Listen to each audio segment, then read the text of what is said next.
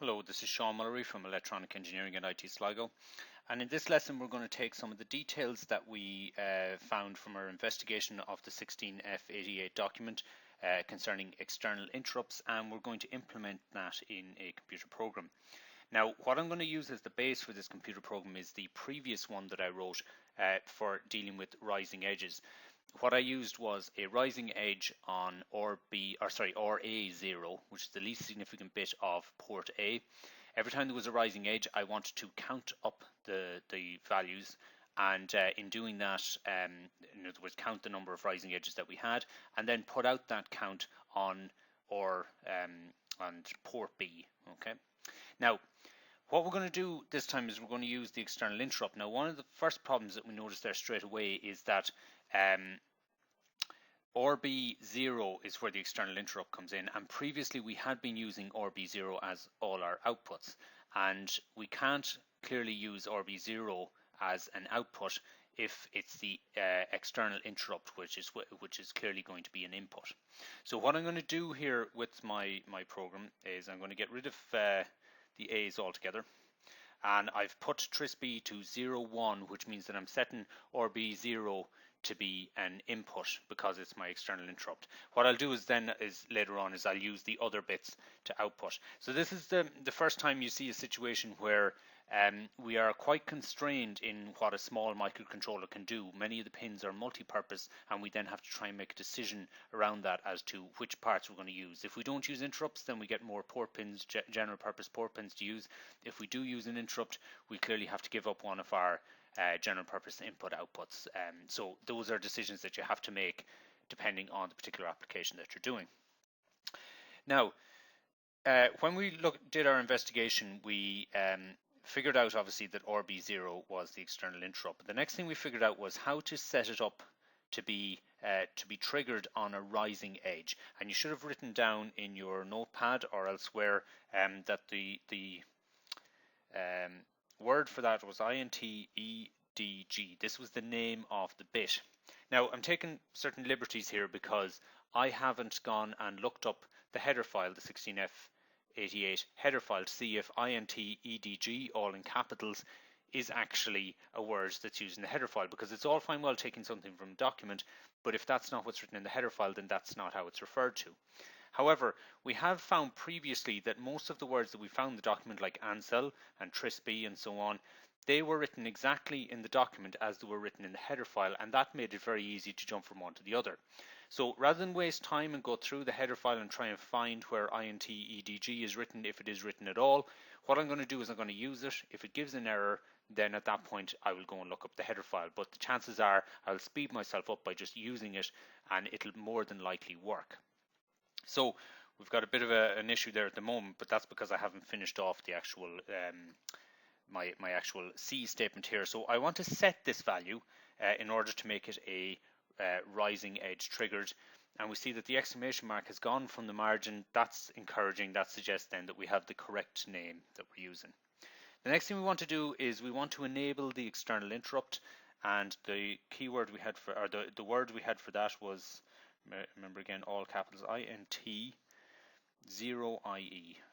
Now be careful, that is a 0 and not an O. And again, we want to set this in order to enable it.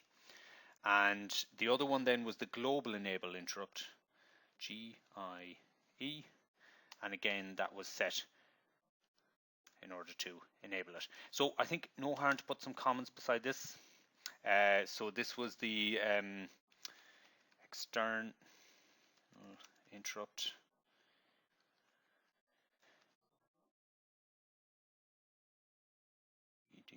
edge triggered.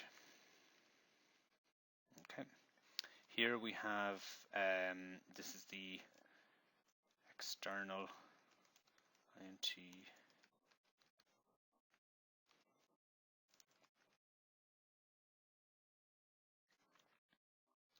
In case you're wondering why that has a 0 in it, by the way, normally what would happen is if you had multiple external interrupts, you'd have one called external interrupt 0, then external interrupt 1, and so on.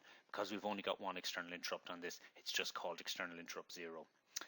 And that's obviously to make it, if we were to try and port this code to a more sophisticated processor, it wouldn't be good if we just had a call, if it was just called external interrupt, then it wouldn't match up with the external interrupt 0 that would be on the next processor. So it's good that they've done that.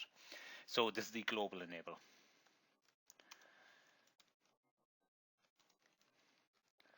Now, global enable of interrupts is a funny name because it suggests that in one go we can enable all the interrupts. That's not actually the case. The global enable can only enable those that have already been enabled individually. So in order for any particular interrupt to be enabled, it must be enabled individually, and the global enable must be currently enabled. This is useful because if we have several, if we have some of our interrupts enabled and some of them not enabled, and at some point we want to disable everything for a short period of time, we can just set the global enable, or clear the global enable, put it to 0. That will turn off all interrupts for a short period of time. Then we can set the global enable to be enabled again by setting it to 1, and that will only enable those that were individually enabled before that. So it's kind of like an extra little protection that we can use to turn on and off those interrupts that were currently enabled. Okay, I'm not seeing any exclamation marks off in the margin here, so this is all looking quite good that we've done the correct things here. Okay, so the next thing I want to look at is the interrupt function itself, and it's in interrupts.c. The interrupt function has the keyword there, interrupt. It's void return type, and that's because interrupts can't actually return anything.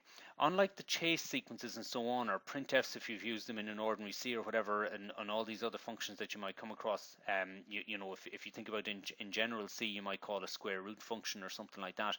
Those things can return things to you because you call them, and if they have a return type, they will return a variable to you. The interrupt function is never called by software itself, so you'll never see that interrupt ISR. You won't see that in our main function or anything being called. Instead, the interrupt function is called by a hardware event, so something like a rising edge occurring on an external interrupt will cause this interrupt function to be called. And what it will do is, by the very name interrupt, our ordinary main code will be running, a hardware interrupt will occur, that will interrupt our main program, and we'll go over to the interrupt in order to interrupt service routine ISR here to deal with that. Now, there's only one, in this particular microcontroller, there's only one function called ISR, and it must deal with all the different types of interrupts that could come in. Now, we're only dealing with one interrupt in this particular program, so there's only one type, we've only one enabled, so there's clearly only one that could actually call this function. But just to be on the safe side, what we're going to do inside this function is make sure that it was our interrupt that did call the function, and we'll only operate on it if it was. To do that, we need to check if the external interrupt flag was set. Okay, so that requires an if statement, and if you remember, hopefully you've written it down in your notepad, int 0if for the external interrupt flag, and we need to check is that a value of 1. If it is, it means that the interrupt service routine was caused by an external interrupt rising edge. Now, if you recall, and I'll just hop back quickly to the document here, the interrupt flag, if it's set, that means that the external interrupt occurred, but it must be cleared in software, and we write the software, so it is up to us to clear it. So what we must do at this point straight away, int 0if, is clear that to 0. Okay. Now, the next thing I want to do is, if you recall my main function here, what we were doing was we were outputting the count variable. We were counting every time a rising edge occurred, and then we were putting that count out to the port. So what I'm going to do in my interrupt here is I'm going to increment the count. Okay. Now you'll see immediately here that the compiler has a bit of an issue with this. It's got an exclamation mark saying an unable to resolve identifier count. And that's because there's nowhere in this file the count is mentioned. So when we try to compile this file, it hasn't heard a count. It doesn't know that it's an unsigned character or otherwise. The second issue is that within main here, count is actually inside of main and not outside of it. So it's not global. So it's only available inside main. It's not available to any functions outside. So the first thing I'm going to do to resolve this issue is I'm going to move count unsigned count to outside of main so that it's global. This solves the issue of it being available to all functions outside of main, but it doesn't solve the problem of the interrupt function, the interrupt.c, when it's being compiled on its own, count is not visible to it. It's never come across it before. The fact that it is available in another file, it's not aware of. So we need to make it aware that that count variable already exists. It's an unsigned character. Okay, it's an unsigned character. We don't want to set it to 0 or anything because that's already been done. But what we do want to say is that it exists outside of here. So to say that, we use the keyword extern. That says extern, which means that the count variable has already been declared external to this file. And all we're telling the C file, the interrupt.c file here is, it's okay, this is an unsigned character. You'll get it later at the linker stage when we link everything up. You'll find that variable and we'll be able to do something with it then. For the moment, all you need to know is that it's an unsigned character and that it's perfectly legal what we're doing. So that's why we use that extern keyword.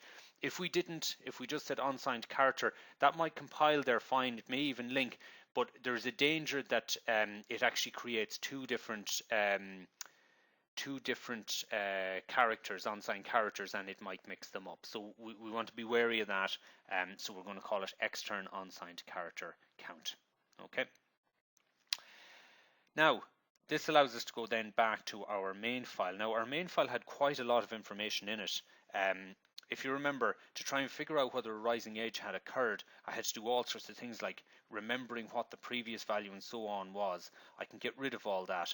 I can get rid of the high and the low that I defined because I'm not going to need that. That's all been handled by hardware now, which is very, very useful. And within my while one, I can get rid of all this stuff to do with counting the value and so on. All I need to do is I need to output my count to port B. However, there's a bit of a problem with this. As I start to count up, the least significant bit of count would get output to the least significant bit of port B. Now, as we found earlier, the least significant bit of port B is actually the external interrupt. So it's not good to be sending it out to what is an input pin. So what I'm going to do is I'm just going to shift my count up one bit so that it's not coming out on the least significant bit at all. So I'm just going to do a shift by 1 there, and that's going to mean that the new least significant bit is now going to be RB1. We're only going to have 7 bits then of port B that we're actually permitted to use, and the danger then with that is that once we go above 127 of a value, we would run into trouble. We would start to go off the end, but we won't be counting up that high for the moment, so this will work for the minute in order to keep it simple. So what we'll do is we'll just do a build all.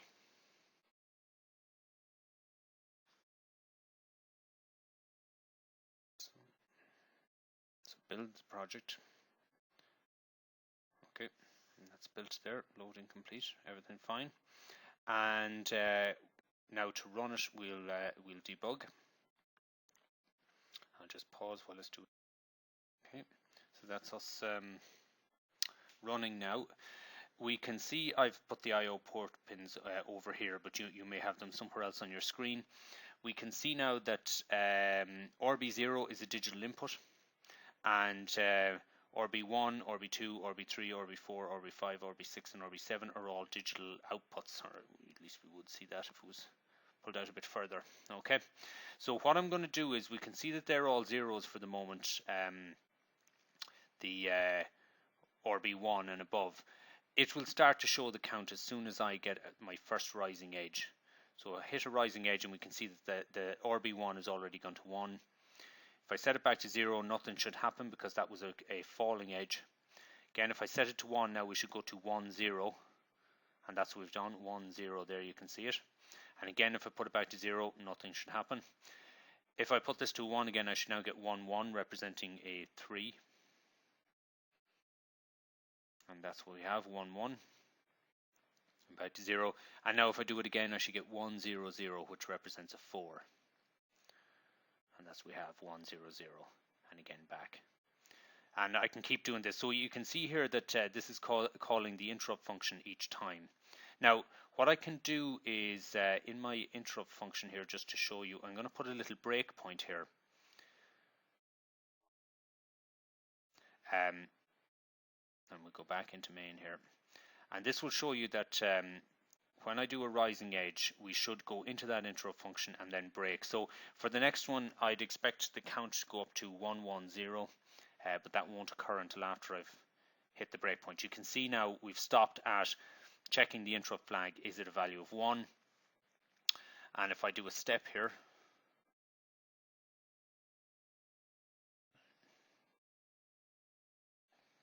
okay, I then set it to 0. I then increment the count. I go to there, and I go back into my while 1 where I was operating. I go out there.